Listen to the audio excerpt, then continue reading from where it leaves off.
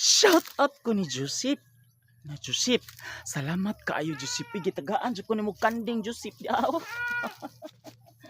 Nagpasalamat sa ko ni kanding na pagi anak.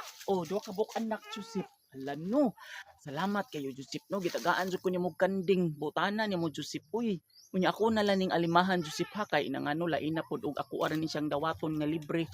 Maayo nang alimahan ako Joseph kay at least kung mga anak ni maako ana unya ako na siyang ibalik sa imuha ang iyahang inahan na naman ni manganak niya ani sa sunod ang kaniyang anak karon nga duha ka buok ako sala nang gamon unya madako na magtunga lang tani ana Joseph.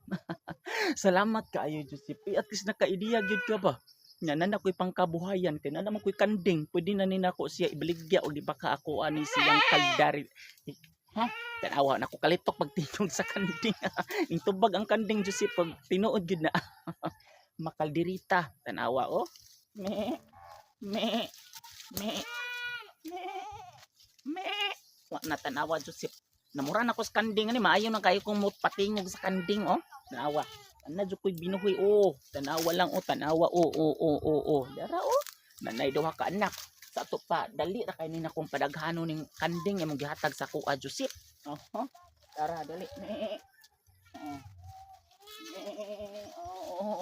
me tanawa salamat kay Joseph ha Joseph Joseph Joseph